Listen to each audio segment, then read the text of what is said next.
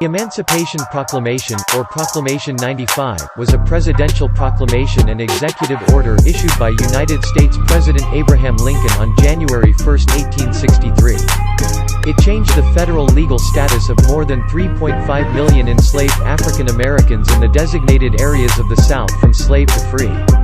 As soon as a slave escaped the control of the Confederate government by running away or through advances of federal troops, the former slave became free. Ultimately, the rebel surrender liberated and resulted in the proclamation's application to all of the designated former slaves. It did not cover slaves in Union areas that were freed by state action or 3 years later by the 13th Amendment in December 1865.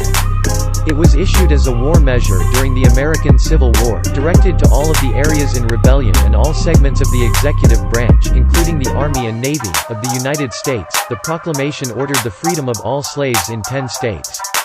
Because it was issued under the President's authority to suppress rebellion, war powers, it necessarily excluded areas not in rebellion, but still applied to more than 3.5 million of the 4 million slaves.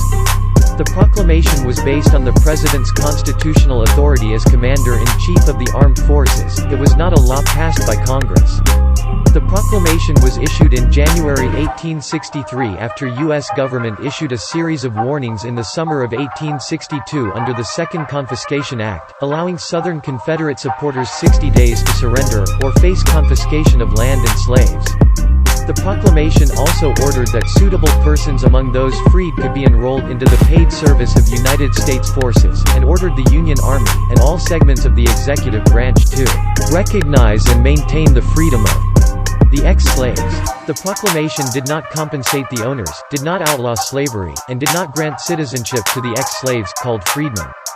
It made the eradication of slavery an explicit war goal, in addition to the goal of reuniting the Union. Around 25,000 to 75,000 slaves in regions where the U.S. Army was active were immediately emancipated. It could not be enforced in areas still under rebellion, but, as the Union Army took control of Confederate regions, the proclamation provided the legal framework for freeing more than 3.5 million slaves in those regions. Prior to the proclamation, in accordance with the Fugitive Slave Act of 1850, escaped slaves were either returned to their masters or held in camps as contraband for later return. The proclamation applied only to slaves in Confederate-held lands. It did not apply to those in the forced